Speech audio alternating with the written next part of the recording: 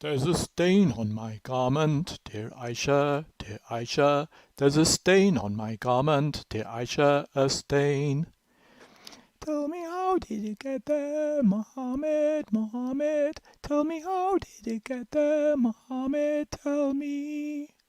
Sexy slave girls, dear Aisha, dear Aisha, dear Aisha. Sexy slave girls, dear Aisha.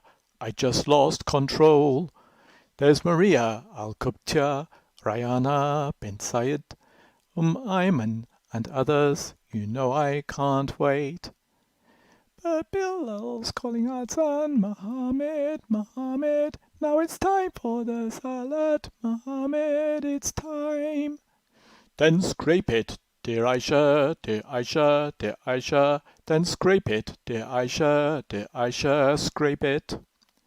Sahih Muslim 572-3377, Surah 66, Al-Bukhari 232, Surah 424.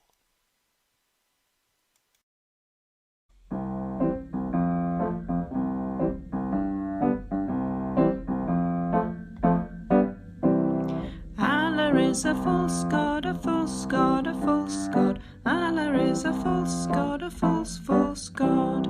Allah is a false god, a false god, a false god. Allah is a false god, a false god. And Muhammad is not a prophet. Muhammad is not a prophet. If you want grace and mercy and love, Islam is not for you. But Jesus is the way, the truth, and the life. Jesus is the King of Kings who died to save us all. If you just repent and believe He took your sins on the cross, then mercy and grace, forgiveness and love, eternity can be yours. But Allah is a false god, a false god, a false god. Allah is a false god, a false god.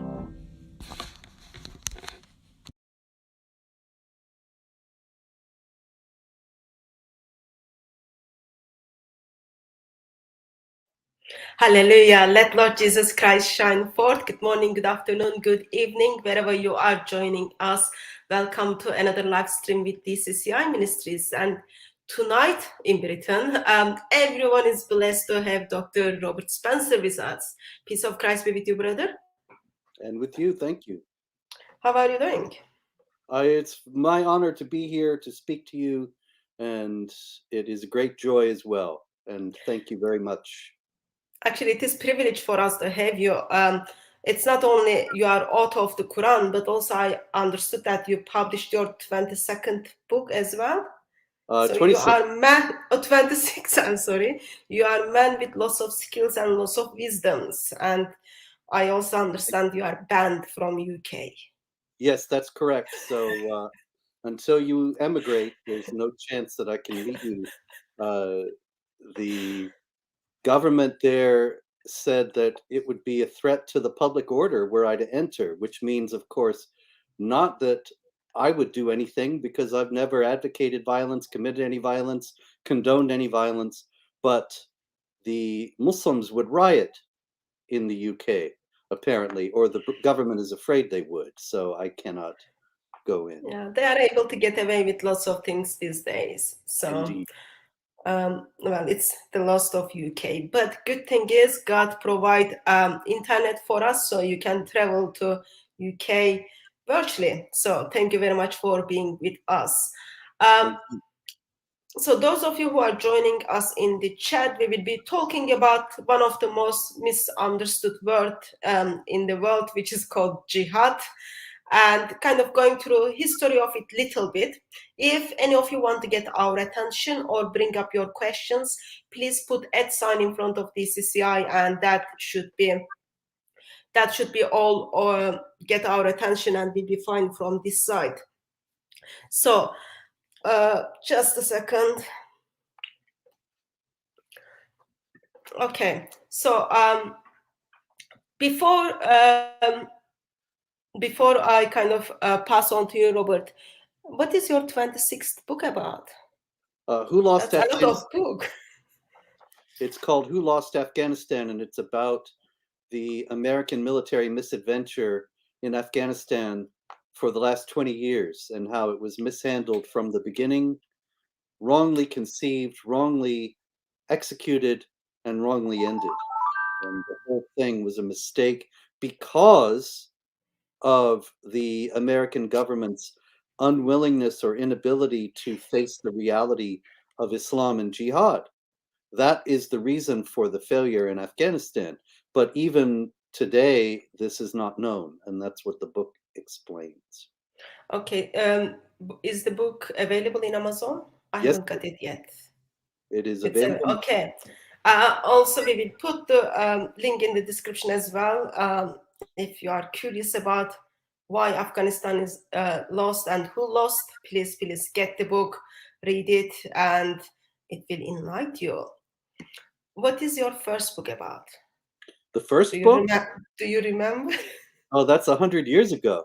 Let's see. The first book actually, seriously, was right after 9/11. I was asked to write a book because I was working for, well, I don't want to make the story overlong. There was a book that had been commissioned by a publishing house, and it was full of mistakes. For example, the author said Muhammad would have been appalled and angry by 9/11. And so they sent this to me to check it, and I said, no, this is false. It's Muhammad would have loved 9/11. It was exactly the sort of thing that he would have wanted to do himself. And at length, they dropped that book and asked me to write one in its place very quickly. And that was called Islam Unveiled. And that came out back in 2002. So within 20 years, you wrote 26 books. Yes. That's a lot of book. Well, It's, thank you for writing them, and thank you for clarifying all those misunderstanding of the society as well as Islam. So probably it crushed the heart of Muhammad as he ordered people to practice 9/11. I thank you. You're very kind. Islam Okay. Unveiled is, I think, well, of course, Islam hasn't changed. There's a great deal that has changed in the world since I wrote that book. But the information about Islam, of course, that's always the same. Yeah. Yeah. It is still the religion of pieces. Yes. So I hear this word jihad, and recently I saw some advertisements where singleness in Islam was jihad. There is place in British Museum. There is a room given to Islam, actually 2 rooms, and kind of there are a couple of swords, but they are just for people to see it, and it talks about how Islam peacefully able to conquer the world. They didn't say like roses and chocolates, but they expressed that it was peaceful, and even how South Asia welcomed Islam. Versus, I look at Islamic sources and I come across this word jihad. It doesn't look that peaceful or about love or singleness. What are your thoughts on this? Well, jihad, of course, means struggle, and struggle has all kinds of connotations, just as the word struggle in English has all kinds of meanings. But the primary meaning of jihad in the Quran and in the life of Muhammad is warfare against unbelievers in order to impose Islamic law over them. That's the thank you from Kaduna. There's a lot of jihad in Kaduna, and it is quite violent in Kaduna because of the teachings of the Quran. It's interesting to note that nowadays in the British Museum, as you say, and elsewhere, it is routinely taught that the primary meaning of jihad is a spiritual struggle within the soul of the believer to conform his life to the will of Allah. But that doesn't even appear in the Quran. And the Quran is taken for granted that jihad means warfare. And if you don't believe me on that, then check chapter 8, verse 41, just as one example of many I could give. that says you should give the fifth of what you take in jihad to the prophet. And I know so, Prophet was very poor guy. He always needed money. Um, yes, but his you job was see, harder. if jihad is prayer and fasting and struggle in that sense, then there's no fifth of it to give. I can't give a fifth of my prayer to Muhammad. I can't give a fifth of my spiritual struggle to better myself and avoid sin to Muhammad. And so it's ridiculous to think that it's anything but warfare and taking the possessions of the people that you have killed and enslaved. But we are not in a war with Islam or with the world, or Islam is not in a war with the world. Therefore, those verses was just for that time, and it is not for us today. Did I am sure you heard of that I hear that every day for 25 years, answer. 30 years now. This is, in the first place, of course, as you know, it's something that is belied by the actions of Muslims nowadays in waging jihad. Obviously, if jihad is something that was only for that time and not for our own time, a lot of Muslims don't understand it properly. That's right, the Godfather. But if it was warfare in the sense of extending Islam, we have a great many authorities who tell us that that is the proper understanding.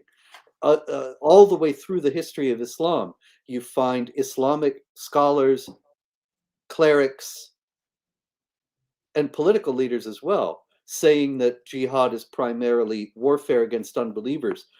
The earliest authorities also, for example, Ibn Hisham, working from the Sirah Rasulullah of Ibn Ishaq, the first biography of Muhammad in the 8th century or the early 9th century, they say that the Quran has 3 stages in its teaching on jihad. The first is tolerance, the second is defensive warfare, and the third is offensive warfare for spreading the religion.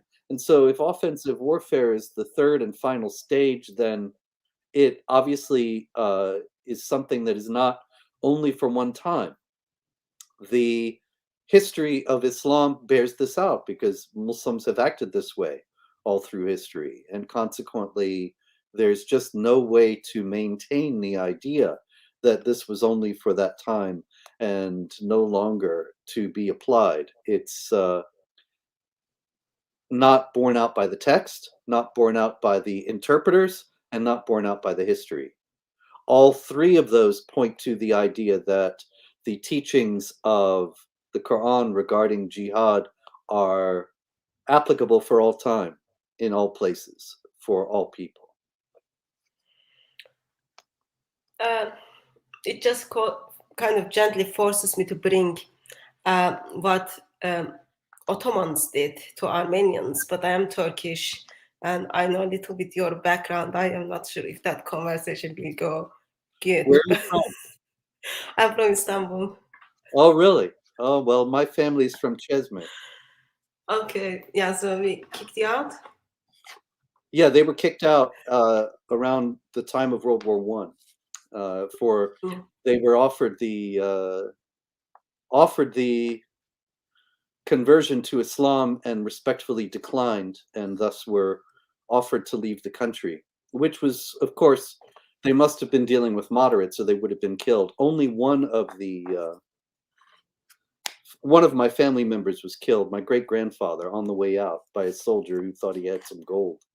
But the rest of them got out, or I wouldn't be here talking to you. So we were almost neighbors.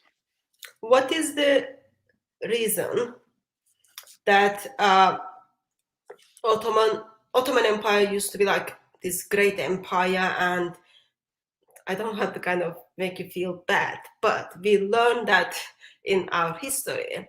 We went to other lands to share life with them. We teach them our customs, and we were mainly welcomed. We were mainly welcomed.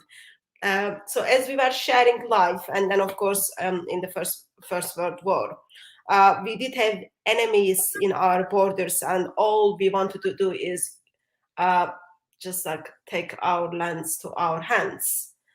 What is the reality of that?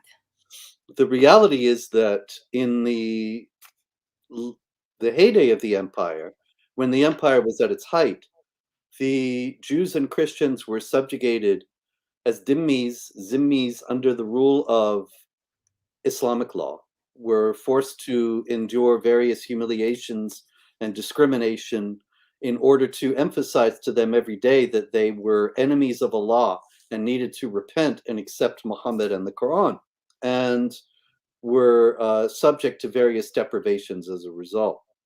The fall of the empire at the time of World War I and what happened to my own family, the empire was falling because, for one reason, because the minority people that this light had been brought to, as you say, they did not think very highly of it. They didn't want to live under the rule of the Ottoman Sultan, and consequently, they were trying to establish independent states. And of course, Greece was able to gain its independence in 1821. The Armenians wanted their independence. Many of the Greeks, including the people in my own family, they wanted to, the Greeks in Western Anatolia, in what is now Western Turkey, they wanted to join with independent Greece. This would have been the end of the Ottoman Empire. And so the Ottoman Empire considered them to be Kufar Harbi, infidels at war with Islam, because they were rebelling against what they considered to be the just authority of the Ottoman Sultan, the authority that Allah had put in place. And so their lives were forfeit. And they were killed, 2.5 million Armenians, 1 million Greeks, 300,000 Assyrians, all were killed because they were Christians who were considered to be at war with Islam for not wanting to accept the rule of the empire, or just being assumed that they were in sympathy with the rebels. For example, the ecumenical patriarch Gregory V in Constantinople was murdered on Easter Sunday by the, or was it Palm Sunday? I'm sorry, I've forgotten. But he was assumed to be in sympathy with the Greek independence movement, even though he had actually denounced it as a good dhimmi. And so he was murdered and hanged. They hung his body outside the doorway of the ecumenical patriarchate as a warning to the Christians, and it hung there for several days. This was all designed to strike terror in the enemies of Allah, as per the Quran. So you express that numbers of people, millions of people were killed. There were some of the books after I read after I moved to UK. The books I didn't read when I was in Turkey. Like those killings are not that gentle. Like someone is just like shooting you. Women's, like they cut their tummy. Pregnant woman, they took the baby out. They killed the baby. Like it's like horrible, horrible death. What are your thoughts on? I can't talk about much about it because like I'm Turkish and it puts people in trouble. What are your thoughts on as this genocide was happening? Actually, it has nothing to do with Islam in a sense. 1900s are way, way far from time of Muhammad, and everything has been misunderstood. Everything, people are not following the Islamic scripture. You use the term dhimmi in British Library, in this like amazing room of Islam. There is a kind of artifact talks about dhimmi and focus on Egypt. It gives the impression that actually being dhimmi is a good thing. You are being protected. And British Museum is not ashamed of putting it up, even though I kind of wrote a couple of email to them. It is still there and they haven't done anything about it. So what are your thoughts on by 1900s, Ottomans walked away from Islam. it has nothing. What happened to Armenians? That genocide has nothing to do with Islam. There are a couple of considerations. One is that their understanding is supported by the fact that the Ottoman Empire fell right around this time, and the Turkish secular state was established. And so people say, if the Turkish secularists continued the genocide, then how can you say it has anything to do with Islam? And there's a certain amount of truth to that, because the Turkish nationalists, in some ways, were quite hostile to Islam. They never persecuted Islam, but they were not happy with it. Kemal Ataturk himself said that Islam was the dead theology of an immoral Bedouin. He was not a pious Muslim. But the Turkish nationalist agenda was to create a secular Turkish state with a nominal Islamic identity that was shorn of political Islam. Consequently, they wanted to expel or convert the Christians who were in Turkey and make the state into a Muslim state that was not based on Islamic law. Their program in this coincided 100% with that of the Ottomans that they were supplanting, because the Ottomans were working on the basis of the theology I explained before. The idea that the Ottoman state had strayed a great distance from Islam and had forgotten Islamic principles is contradicted by the fact that Ottoman clerics explicitly justified the genocide of the Greek, Armenian, and Assyrian Christians at this time by invoking Islamic texts and teachings. And they would bring the Christians to Islamic clerics who performed the prayers for the slaughter of sheep over them when they were killing them. And so this was not only something that was in accord with Islamic teaching, but it was explicitly and expressly tied to Islam by the people who were doing it. But this history has been completely obscured. And what you experienced in the British Museum is sadly representative of a much more comprehensive universal phenomenon that Islamic groups in the West have very skillfully manipulated the ignorance of history that generally prevails in the West, and seized the opportunity to portray Islamic history as being entirely benign and having nothing to do with the various atrocities that Muslims obviously committed in the name of Islam and Jihad. I don't know if it has changed now, but like in my days, that was the general history we learned. And as I said, like I kind of read, what was the book called? Genocide. Last year I read a book on genocide of Armenians. That was like first time I have heard the alternative ways of that history. Can you unpack the term of dhimmi for us? Like, what is wrong with Christians? Why don't we want to be dhimmi? Why don't we want to be under the protection of Islam? It's at the end, it's not a gang. Gangs have like little bit dignity. But what is wrong being dhimmi? Well, this is very important because the word means protected people, and so it sounds benign. And once again, this is a very skillful operation that Muslims have carried out throughout history, that they always portray what they do, no matter how bloody, no matter how oppressive, no matter how vicious and violent, they always portray it as something benign. And Westerners nowadays who don't know any history, they fall for it. So the British Museum says protected people, they're under the protection of the Muslims, and so the Muslims make sure that nobody bothers them. Yeah, they're protected. It's like a gang, but like little bit. Yes. I believe gangs have dignity in reality, but the way it has been represented in Islamic history story. It's like something very positive, very Yes. romanticized version of it.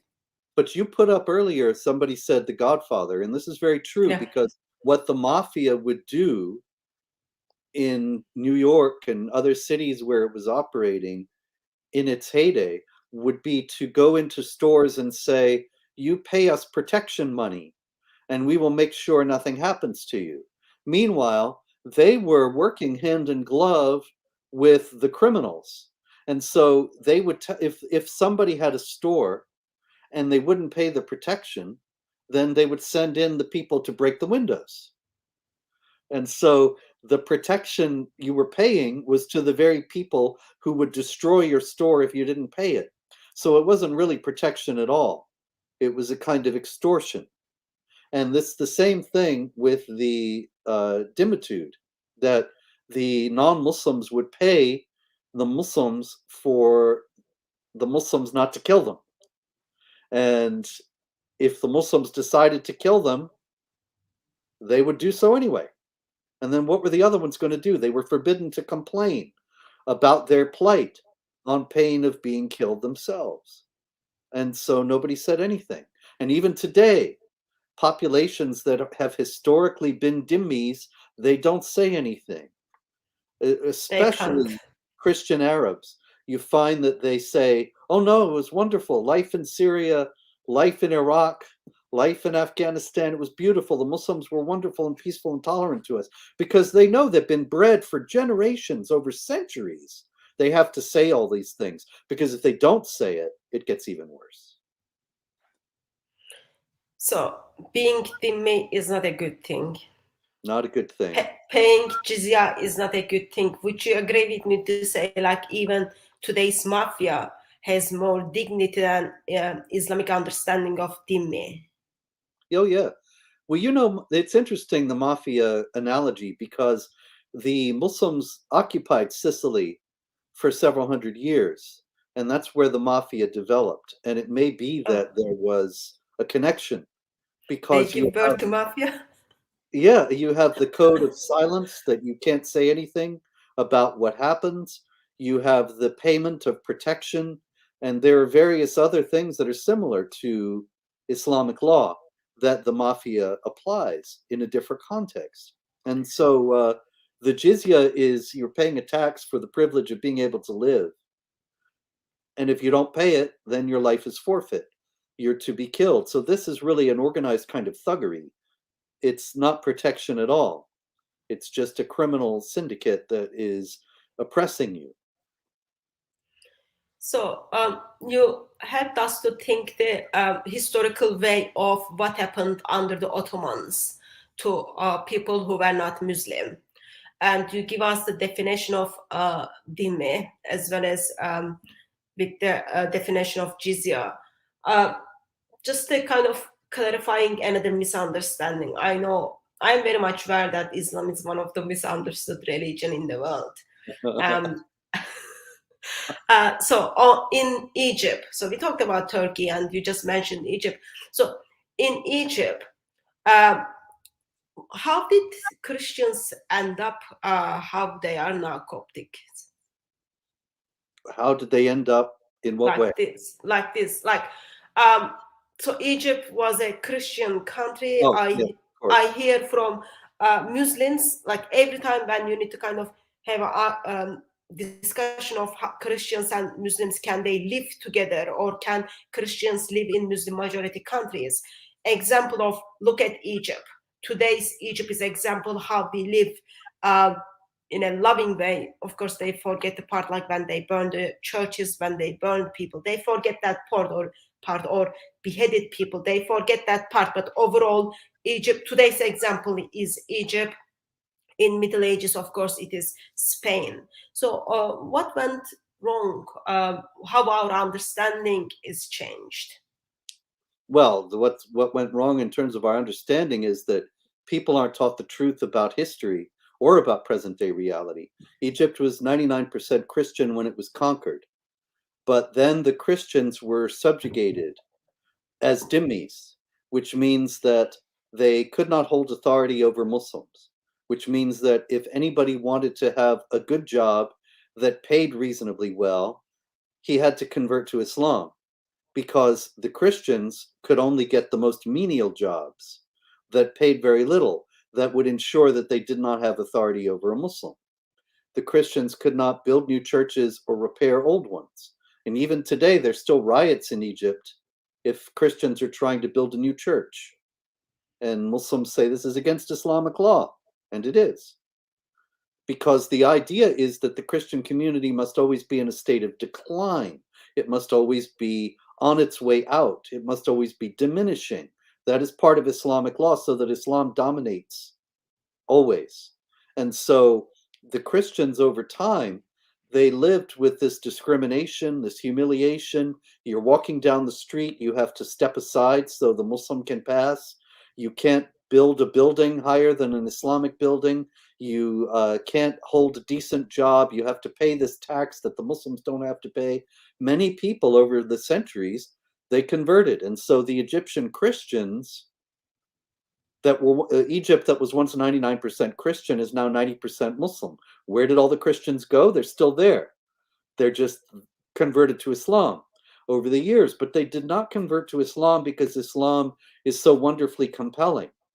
They did not convert to Islam because Islam teaches such beautiful things that they were brought over to the idea of its truth.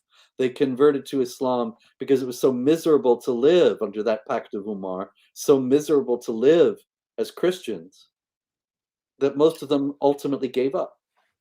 So where is the origin of this? So when we look at the life of Muhammad or the life of caliphs, who is the one who gives us those details that today's Muslims feel they need to follow? Well, it does come from Umar, who was the caliph from 634 to 644. And he supposedly, I mean, of course, none of this has any historical basis. It all comes from 9th century records. But supposedly in the 630s or 640s, he concluded a pact with the Christians wherein they accepted all this discrimination and humiliation, second-class status, and so on, and that this became the basis for Islamic law regarding how the non-Muslims were to be treated. And what's an interesting indication of the ignorance that people have today about the history of all this is that people say nowadays that Umar's pact was tolerant. Anybody who reads it can see that it's anything but tolerant. It's putting all manner of onerous restrictions on the Christians. How do you respond to Muslims saying jizya is less than zakat? This is so absurd, and they do repeat this because they know that we don't know the history. Well, I know the history. I wrote the history. I wrote the Quran, and I also wrote the history.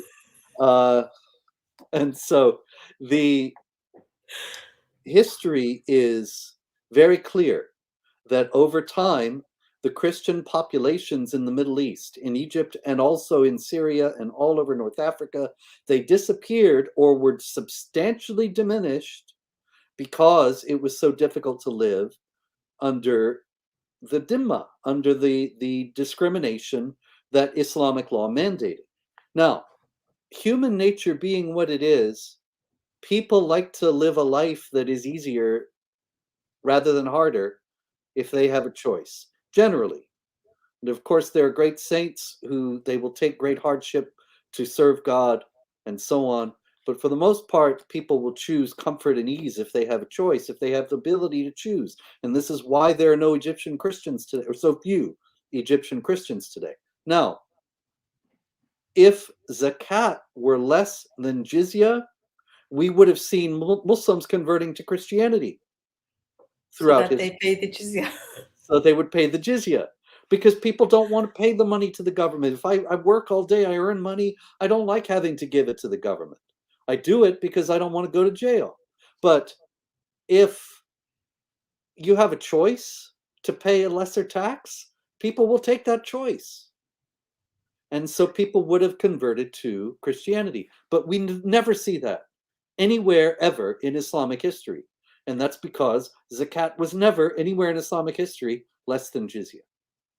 So what is zakat for? What is jizya for? And why it will be, or would you say it will be wrong to identify jizya as tax? Like I hear sometimes Muslims compare, when you talk about jizya, they say, well, you live here, don't you need to pay tax? It's the same thing. You live in Muslim countries, don't you pay jizya? So they compare, they make jizya like as a tax who comes and then collects my bin. How would you kind of define those three terms? Certainly. Zakat is one of the pillars of Islam. The almsgiving that is generally set in most Islamic states today, and even majority Muslim countries that don't enforce Sharia, you have 2.5% of your income taken for zakat, which is obligatory almsgiving, charity that is given to the state or to an Islamic authority, and then it is distributed as they see fit. Even today in the United States, we have the Council on American Islamic Relations, and it assures Muslims giving to the Council on American Islamic Relations is zakat eligible, which means you can say, I paid my zakat if you give money to this organization. But you could also give it to any number of other things. It is given then for jihad and for other purposes, for the sake of the needy and so on. But we should emphasize that zakat can also be used and is also used for jihad. And this is why in the West, so many Islamic charities have been convicted of aiding terrorism, because they're giving zakat money to jihadis, as one would expect. The jizya is a tax that is specified in the Quran, chapter 9, verse 29, that the people of the book, the Jews and Christians and Zoroastrians, must pay in order to be allowed to live in the Islamic State. And so it's a tax that can be much higher. It generally is much higher than zakat, much higher than the 2.5%. In Egypt, in the 7th century, there are records of Muslims actually seizing the children of the Christians because they couldn't pay the huge jizya payment that had been set, and so they took their children instead. And this was something that was always at the whim of the Muslim ruler. If you didn't pay it, if you don't pay zakat, then you can be punished in an Islamic state. But rarely, if ever, is the punishment death, while the punishment is always death if you don't pay jizya as a subjugated person. And the jizya is a sign of your humiliation. It is collected according to Islamic law in an atmosphere of humiliation.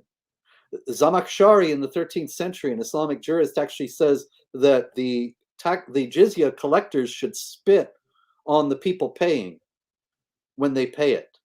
Nobody ever spits on the people paying zakat when they pay it. To pay zakat is an honor. You're fulfilling your obligation before Allah.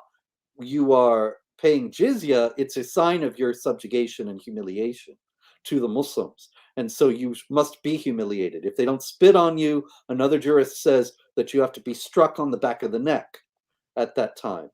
And so the jizya is a point of shame, and is designed to be that, to remind the non-Muslim, you're a rebel, you're an enemy of Allah because you have rejected Islam, and you'll be punished in this world, and that's what the jizya is for, and then in the next world with hellfire.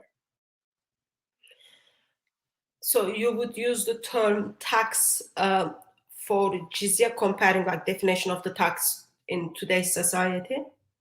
Would you say like jizya is also like in today's, comparing today's, it is tax? Well, it is a tax, but it's a tax that's more lethal than any tax that people pay in today's society. Because the tax that I pay as an American citizen and the tax that a British citizen might pay, these are for the support of various services that the government provides. Yeah.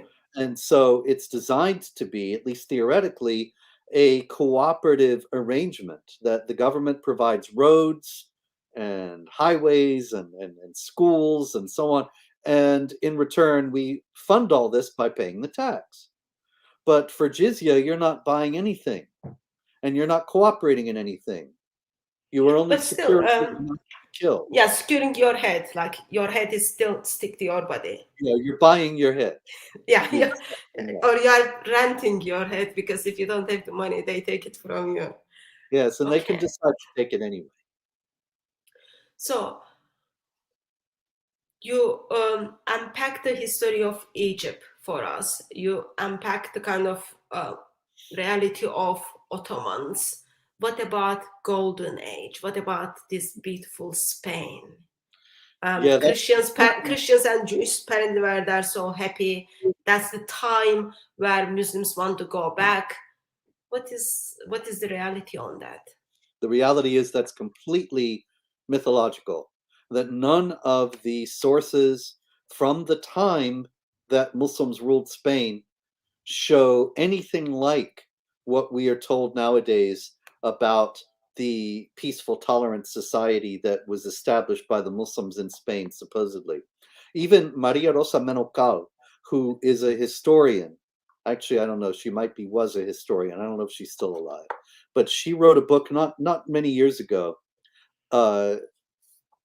Forgotten the name of it. I'm sorry, but it's Myth in the myth of Andalusia. yeah, it's something about Andalusia Yeah. being wonderful. But I don't remember the name of it. In any case, The Ornament of the World. That's it. The Ornament of the World. And it's supposedly a historical exposition of life in Andalusia and how wonderful it was for the Muslims and the Jews and Christians. But very early in the book, even she admits that the Jews and Christians did not exist in Andalusia except as dhimmis. And they had to pay the tax, they had to be submissive and accept the hegemony of the Muslims, otherwise they would be killed. Andalusia, as I show in the history of Jihad, was also a center of the Islamic slave trade, because they would take the slaves from the non-Muslim population and send them into the Islamic lands. And this was nothing like the tolerance and peace that we are told. None of that really happened at all. But here again, people nowadays are capitalizing upon the ignorance of history that is so prevalent in the West. And so Westerners are being taught that Islam has this wonderful tradition and history of tolerance, while the history of the Western countries is all about racism and slavery. The biggest slavers in history were the Muslims, but it's all being obscured. There is a comment from Mr. or Mrs. Muslim. I think he can't believe what you are saying, because he's saying, what is it wrong? What is it wrong? People who do not have the faith of Islam to pay jizya by as a sign of humiliation, while to the authorities, while Muslims has to pay zakat. So zakat and jizya is the same thing. You are disbeliever, it is labeled as jizya. You are believer, it is labeled as zakat. What is wrong? It's not the same thing. As you noted just then, it's, you said it's a humiliation to pay the jizya. If people were slapped and spat upon when they paid zakat, then you might have a point. If zakat were at the same rate as the jizya, you might have a point. But none of that is true. And so I challenge anyone who's watching this to show any kind of genuine historical evidence that the jizya was ever less than zakat, or that zakat was ever paid with the kind of humiliating circumstances that were required for the payment of jizya. So do we get to see examples of jizya at the time of Muhammad? I know your view. I'm talking about traditional Muhammad. I know your historical understanding of Muhammad is different than the tradition. So going with the tradition, Yes. do we have examples of jizya from the time of Muhammad? Yes, certainly. He told his followers to collect it, and the Caliph Umar actually said, and Umar, of course, was a contemporary of Muhammad.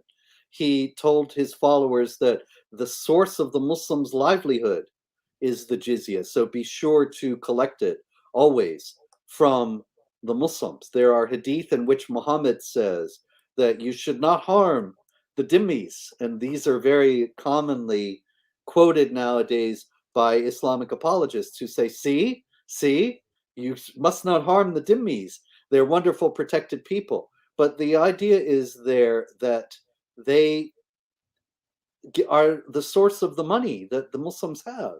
And so obviously you don't kill the golden goose. You don't kill the people who are paying for your upkeep.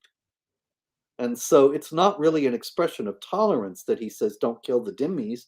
It's a matter of the fact that the dhimmis were paying for Your living. the living of the Muslims. And this has been Yeah. true throughout history. The Ottoman Empire fell because the dhimmi populations had been impoverished. When the dhimmi populations were rich, the empire was prospering. But by the time the dhimmi populations had been exhausted, had been relieved of their money for the most part, the empire fell because there was no work ethic. There was no idea that you work in order to pay for your own upkeep. You get paid by the non-Muslims. When the non-Muslims can no longer pay for you, then everybody gets poorer. And no one wants everyone to get poor, so therefore you get your jizyas. Yes, and then you get more jihad to conquer more lands so that you can collect the jizya. Yeah, money is important. Money buys lots of things in this world. Are there other surahs beside 929 shows us how lovely is Islam? Why, the Quran is full of loveliness. It's throughout the book. You have all manner of things. I mean, I could go on and on about that. Okay, just in case anyone doesn't get it, can you give us the word lovely with the Islamic definition? What is the lovely in Islam? In Islam? The lovely in Islam? Yeah. I'm not so sure. in reality, like lovely is good term, but in Islam, yes, definition of that word is a little bit different. Well, you have chapter 98, verse 6, the unbelievers are the most vile of created beings. Chapter 8, verse 55, the unbelievers are like animals. Chapter 32, verse 13 is one of my particular favorites, where Allah says he could have guided everyone to the truth, but instead he decided to fill hell with jinns and men. And I think, what a monster, that he could have brought everyone to the truth. You know, in the New Testament we read, God desires all men to be saved and come to the knowledge of the truth. But Allah doesn't want all men to be saved and come to the knowledge of the truth. He wants to torture some of them in hell just because. He could have brought everyone to the truth. And so the Quran is full of loveliness of that kind. Yes, keep away from that love. Please keep away from that love. So there is a comment, Islam took over 1 million slave girls from Europe between 1530 to 1780 alone. Slavery continues today in Islamic world. They didn't pay jizya. They were mainly sold into harems. And a couple of years ago, I was in Libya. In Libya, you've got open market where you pay $600 to buy a black man with 6 packs. So slavery still in Muslim majority countries taking place, even in Saudi and in Qatar, very much practiced. What are your thoughts how people were sold into harems? That's certainly true. There's no doubt about that. There were slave raids all over Europe, all through the Middle Ages up until modern times. You don't believe me? Read White Gold by Giles Milton, or there are other books about it that are more recent. There were slave raids in England, slave raids in Ireland, even in Iceland and Sweden, Norway.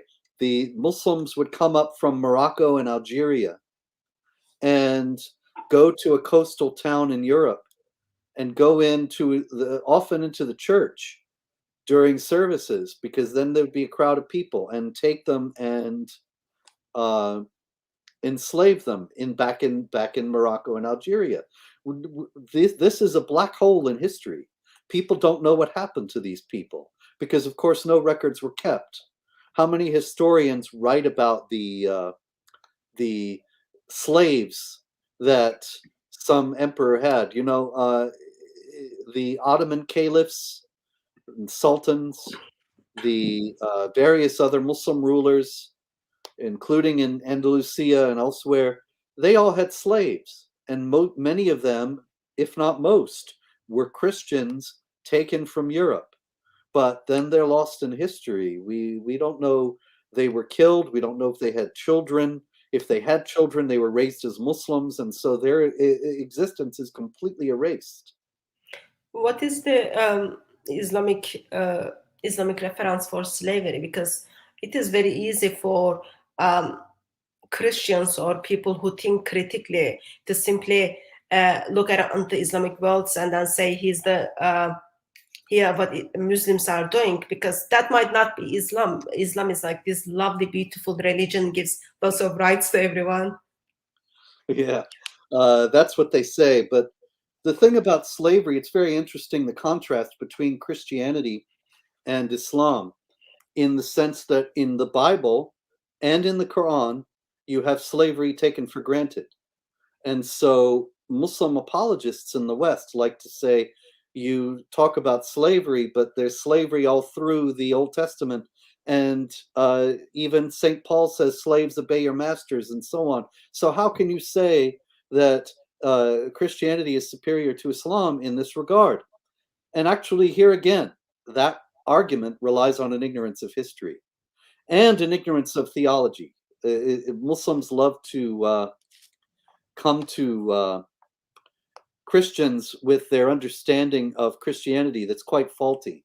And they read the verses about slavery that are in the Bible, but they don't understand that in the Bible also you have the idea of the universal dignity of every human person as made in the image of God. And consequently, that was taken up by the abolitionists in England and then in the United States. There were no abolitionists in Arabia or Iran or elsewhere in the Islamic world. The difference is that in the Quran, there is no idea of the dignity of every human person as being made in the image of God. There is no concept of that in the Quran. The Quran says that Muhammad is the apostle of Allah, and those who follow him are ruthless to unbelievers and merciful to one another. So it's easy to justify slavery on that basis. You're being ruthless to the unbelievers, as Allah commanded. And there is no verse saying free the slaves. There are plenty of verses that take for granted that the slaves exist. So in Christianity, you have the development of the abolitionist movement out of the biblical idea of the dignity of the human person. In Islam, that never arose. I believe that also kind of quick respond to the comment on the screen. I think someone is just waking up and hearing Islam promotes slavery. Christian scripture identifies a God who comes and rescues people from their slavery. When Israelites were slaves, God looks down, God concerned, God saw, God heard their cry, and therefore He came and rescued people from their slavery. So, very different interpretation and very different understanding of that in Islam. And even in Islam, if my understanding is correct, that Muslims are going to get slaves for eternity too. Like it's not only this world, but even for eternity. In Islamic paradise, they will have slaves. The virgins of paradise and the boys like pearls that are promised to the believers in paradise, what are they but slaves? And if a Muslim aspires to be a slave of Allah, Abdullah, then how can you say that slavery on earth is something that's to be rejected? It's actually the greatest thing to which a human being should aspire. Yep. Kind of my last couple of questions, if that's okay. It's been almost an hour. I have taken you here. So we get to see, when we look at the life of Muhammad, we get to see these wars where kind of we label that as jihad, or Muslims label that as jihad. We looked at the Ottoman Empire, we looked at the Egypt and Spain, and then we saw, there were wars, Muslims conquered, and then they are kind of setting up their life, coming alongside of other people and sharing life with them. Therefore, yeah, jihad needed to take place. Discrimination of Christian people or not Muslims needed to take place. So it was necessary. I heard that argument, no worries. What about 21st century? So wouldn't you say with 9/11, actually jihad finished because people saw the different ways of Islam, and now we get to see Islam as really, really religion of peace? Unfortunately, 9/11 was a great victory for the jihadis, great encouragement for them. And they are encouraged all over the world because they see they can take on a great superpower. And they have cost the United States trillions of dollars and gotten the United States involved in these ridiculous adventures in Iraq and Afghanistan. And they've done so much to weaken the Western world with 9/11. So there's more jihad now than ever, but it's relatively quiet in the West, and so most Westerners think, "Oh, that's all over. It's something from 20 years ago," and they don't realize that it will be back. I hope all is well, ladies and gentlemen. We will see what is happening.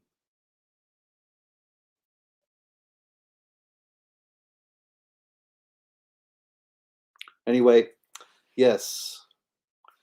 Let's see. I don't know if I can put the questions up, but I'll see if there are any questions. I'll read them out. I'm not seeing any. If you have any questions, why don't you ask? A little bit concerned here until we see Hatun return. In the meantime, pray for her situation there in Britain. Oh, there you are. Good. Everything all right? You've got no sound. Yeah, sorry, I muted myself. Sorry, I did ask the question.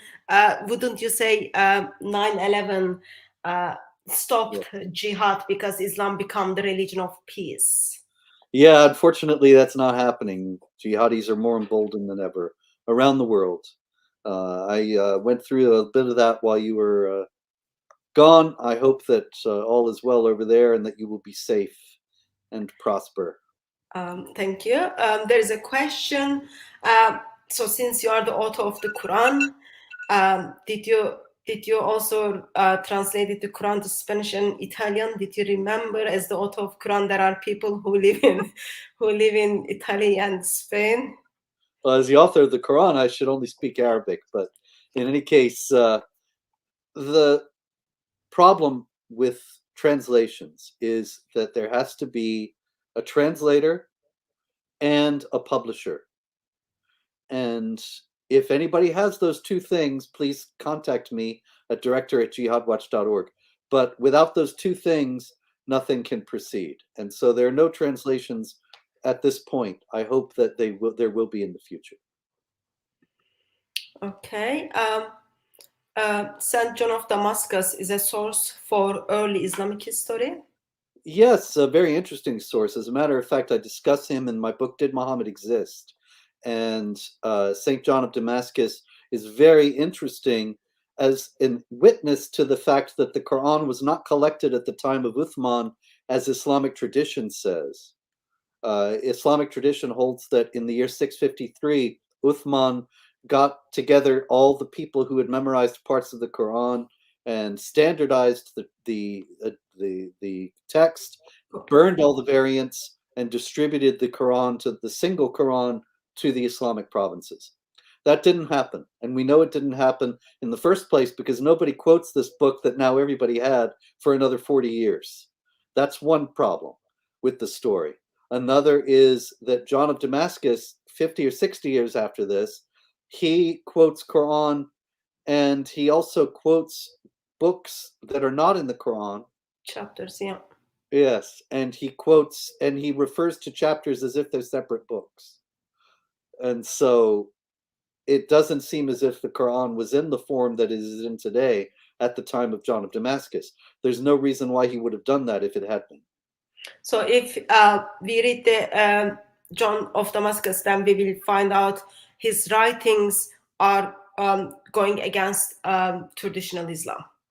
Yes. Well, he shows that the traditional story about how Islam was formulated is not historically true. There's another question. Where did the term religion of Islam is the religion of peace come from? Why do Western people fall into this term? Islam is a religion of peace. Once everyone is killed or subjugated under the rule of Sharia, then there will be peace. Okay, once everyone is being peacist, Yes. then Islam becomes religion of peace. Yeah. Okay. So, but actually, in terms of being a propaganda effort, it seems to have started in the 19th century. There's a book in English, in any case, in the 19th century, in the 1890s. I believe it was published in 1896, called Islam, the Religion of Peace. And so it starts around then. The British government, which is just incredibly evil all through history, I'm sorry, but it's true. The British government actually propagated this idea in the 19th century because they wanted to make common cause with the Ottomans. And they had to sell that to the British people who knew that the Ottomans had been waging jihad against Europe for centuries. So how could they ally with the Ottomans? And then the British explained, well, you see, Islam is really a religion of peace. And so it was actually self-serving infidels who first propagated that false idea.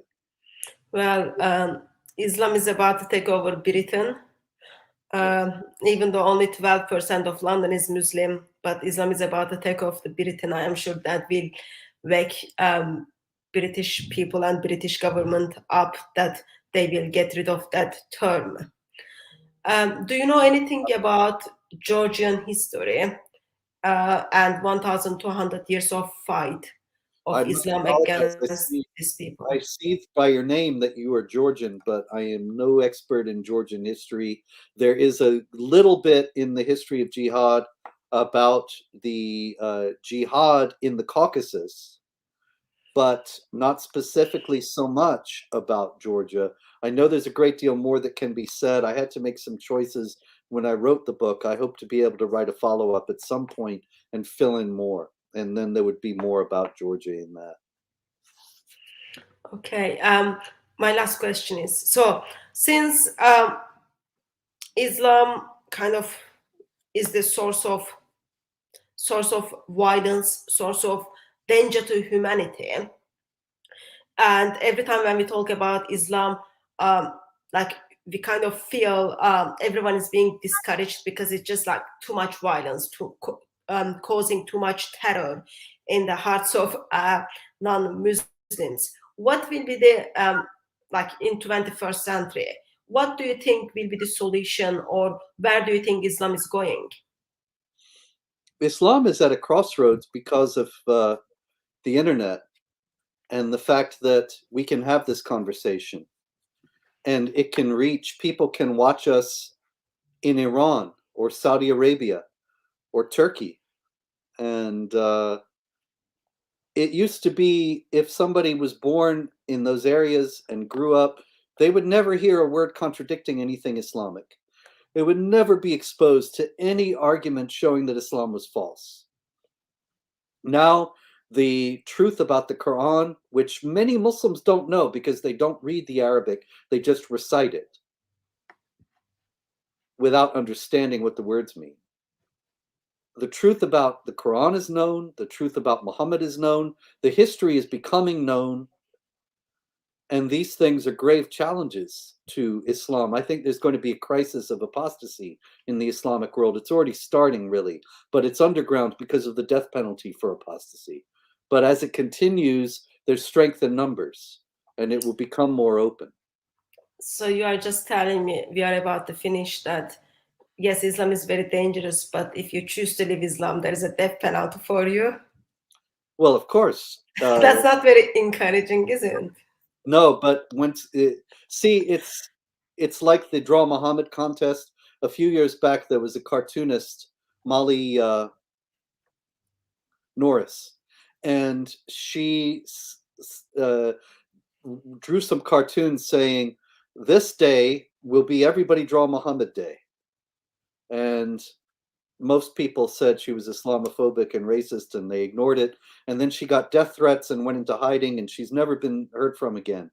Terrible story, but she had a point. She was right. And if she had been listened to, the situation today would be different. Because she said, if everyone draws Muhammad, they can't kill everyone. And if there are huge numbers of people converting, they can't kill them all. And so at a certain point, there will be a tipping point, and they will not be able to keep up with all the apostasy if we continue to push and to tell the truth. It's interesting. Today I was informed that British police arrested 21 years old gentleman who converted to Islam a couple of years ago.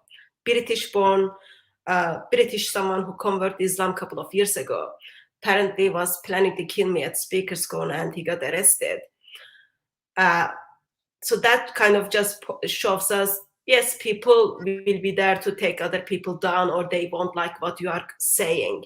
But the bottom line is, when everyone speaks about it, when everyone speaks against it, they can shut everyone down. Mm-hmm. So, exactly. If there were 100,000 of you doing what you do, they wouldn't be able to kill everyone. And I pray God grant that you not be protected. Unless our government converts, you never know. Yeah, well, the government might. It's already King. than most people know, and I hope you get out of there soon. No, it's all good here. Thank you so much for joining me, helping us to think through a little bit of jihad. And I already picked up people enjoy the session. People find it's very helpful and educating. So thank you very much for sharing your wisdom with us. And by God's grace, I'll see you at the bosom of the Father or in somewhere else. But thank you very much, everyone who joined us. By God's grace, we will see you at Speaker's Corner or at the bosom of the Father or another live stream, wherever comes first. God bless you all. Thank you very much.